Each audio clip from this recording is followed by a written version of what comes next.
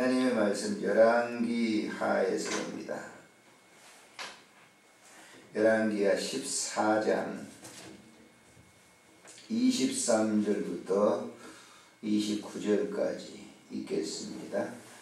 유다의 왕 요아스의 아들 아마시아 제15년에 이스라엘의 왕 요아스의 아들 여로보암이 사마리아에서 왕이 되어 41년간 다스렸으며 여호와 보시기에 악을 행하여 이스라엘에게 범죄하게 한 느밧의 아들 여로보암의 모든 죄에서 떠나지 아니하였더라.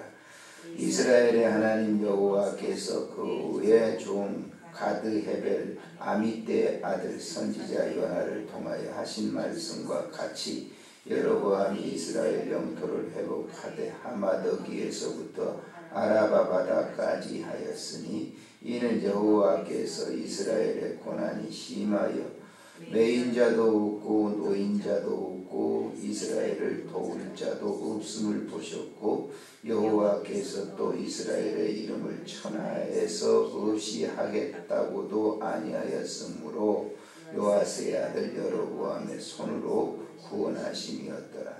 여로보암의 남은 사적과 모든 행한 일과 싸운 법적과 다메섹을 회복한 일과 이전에 유다에 속하였던 하맛을 이스라엘에 돌린 일은 이스라엘 왕 역대지략에 기록되지 아니하였느냐. 여로보암이 그의 조상 이스라엘 왕들과 함께 자고 그의 아들 스가랴가 대신하여 왕이 되니라. 아멘.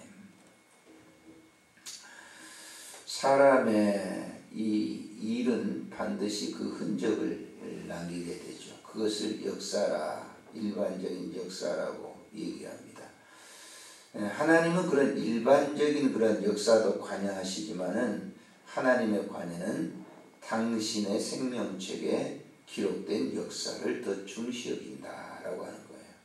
하나님의 일 그 사역 가운데 보면 그러한 것들이 이 성경에 기록이 되어 있습니다. 성경은 구속의 역사만 기록한 게 아니라 일반적인 역사도 촘촘히 가십기사로 거기에 집어넣죠. 우리가 열왕기 상하를 보면서 잘 알 수 있는데 아시는 대로 북이스라엘 왕국은 18명의 왕들에 의해서 이제 통치를 하다가 722년에 망하는데 그 가운데 이 여로보암이라고 하는 사람은 잘 알 거예요. 여로보암은 북이스라엘 나라를 반역으로 인해서 열지파로 세운 왕이었습니다. 그래서 악한 사람의 상징으로서 보여주고 있어요. 그런데 여기 또 여로보암 2세가 등극합니다.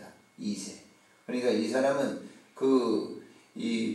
북이스라엘 왕국을 세운 그 후계야 아니 한참 한 몇 병이 지나서 이제 여로보암 2세가 등극하는데 이 사람은 북이스라엘 왕국 이 역사 속에서 가장 크게 경제력이 뛰어나게 국방력이 뛰어나게 나라를 통치를 잘했던 그런 우리나라 말한다고 한 박정희 대통령처럼 경제 그리고 강하게 만든 그런 왕이 이 여로보암 2세다 그랬어요.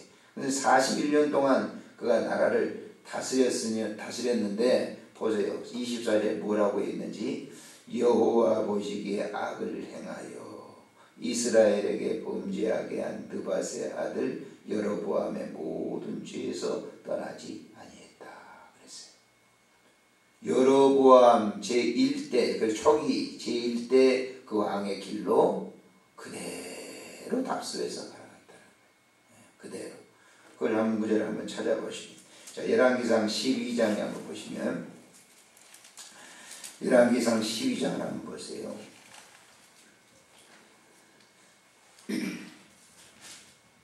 백성들의 마음을 돌이키기 위해서 산당을 지어가지고 그 자기 마음대로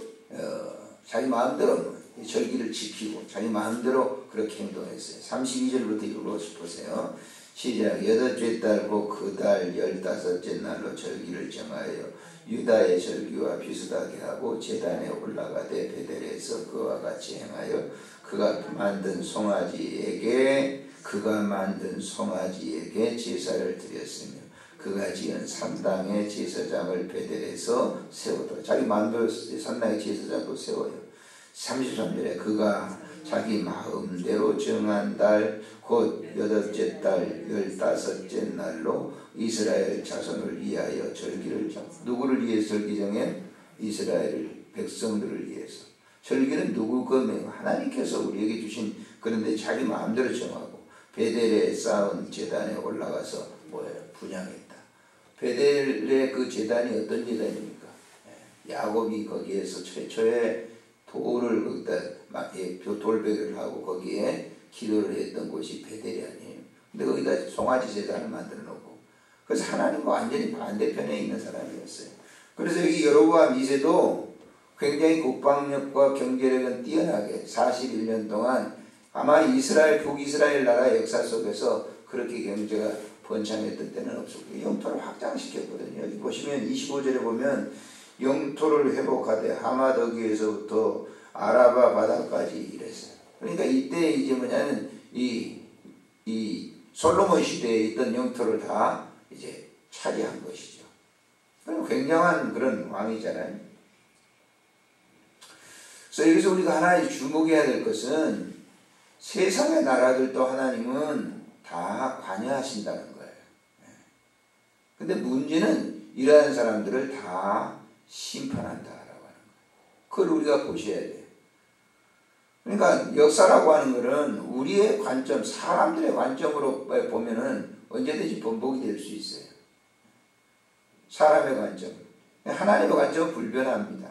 사람의 관점이 보세요. 역사가 지금 그 4.3 사태인가요? 제주도 4.3 사태 보시면 거기 제주도 4.3 사태가 참 우리 관점으로 봤을 때는 보세요. 지금 여야나 이 사상적으로 진보주의나 보수주의자나 그 관점으로 봤을 때 4.3 사태는 달라요.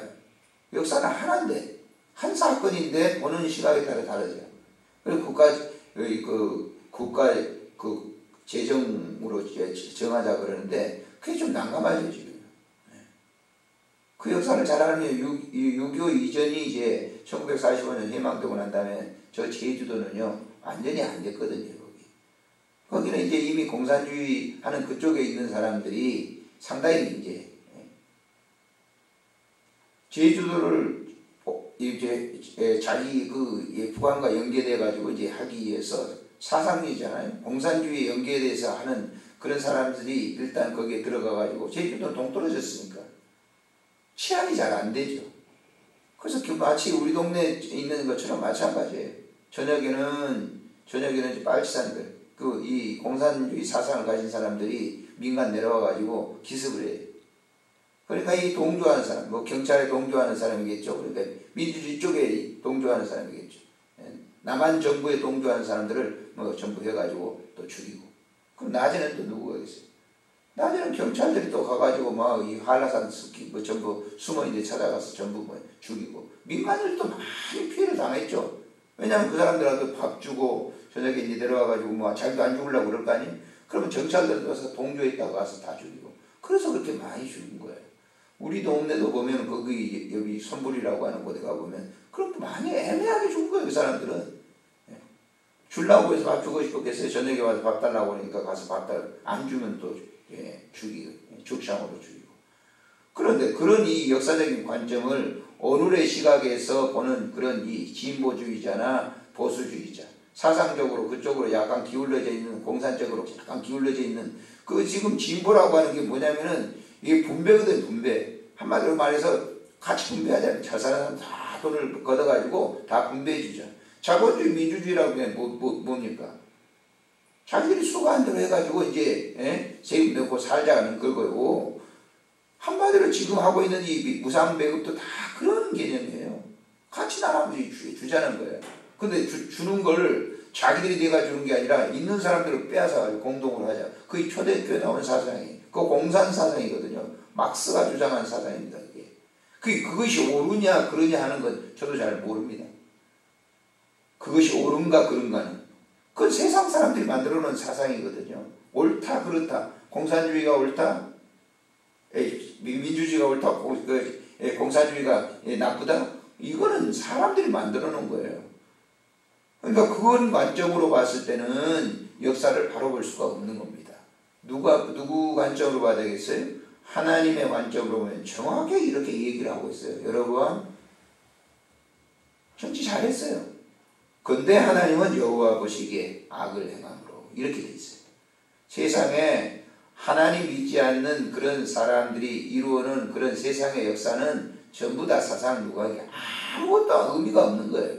그냥 그거 해가지고 지금 사람들이 뭐 역사가 어떻네 뭐 우리가 지금 박정희 대통령 뭐 잘했네 경제력은 됐죠. 그렇지만 그것이 영광은 아니란 말이에요. 하나님 보실 때 어떻게 보셨는가? 그게 더 중요한 거예요. 하나님이 없이 자기 마음대로 자기 머리를 써가지고 통치를 해서 아무리 부강한 나라를 이뤘다 할지라도 그런 나라는 오래가지 못해요. 우리 5천년 역사 속에서 한번 보세요.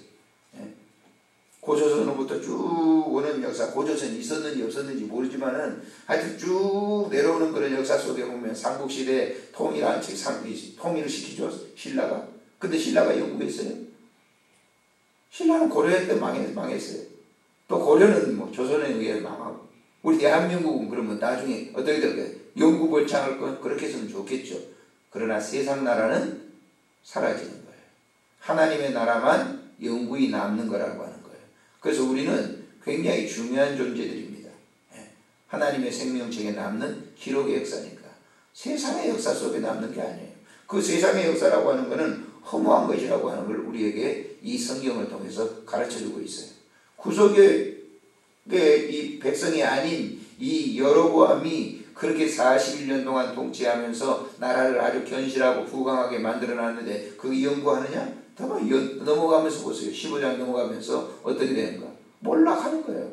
그래서 호세아로 하여금 이스라엘의 18대 왕인가요? 북이스라엘 왕. 그 호세아 왕이 마지막으로 나라를 720년, 주전 720년에 완전히 나라가 문을 닫습니다. 이게 세상 나라를 보여주는 겁니다. 하나님의 나라 영구하죠. 남유다를 통해서 계속 이어지는 그 왕족에 의해서 이어지는 예수 그리스도의 탄생. 그럼 오늘날까지도 계속적으로 이어지고 있다고 하는 사실을 우리가 주목해야 돼요. 그래서 우리가 그 역사를 지금도 우리는 이어가고 있어요. 그 점에서 굉장히 중요한 것입니다. 기도하겠습니다. 살아계신 하나님 아버지 은혜를 참으로 감사를 드립니다. 오늘 또 이 새벽에 귀한 말씀을 듣습니다. 우리가 세상에 이루어지는 모든 나라의 역사, 지도자들의 역사를 우리가 봅니다. 그건 영구한 것이 아닙니다. 하나님의 나라, 하나님의 백성들의 역사가 영구한 것인 것을 우리에게 가르쳐 줍니다. 하나님 아버지, 특별히 우리가 이런 사실을 잘 알고 영적인 하나님의 귀한 백성으로서 내 삶은 하나님의 영원한 생명책에 기록된 그 신실한 그 역사를 우리가 분명히 알고 우리의 흔적을 잘 남길 수 있는 믿음의 신앙생활을 잘하도록 은총 베풀어 주옵소서. 우리 구주 예수님의 이름으로 기도드리옵나이다. 아멘.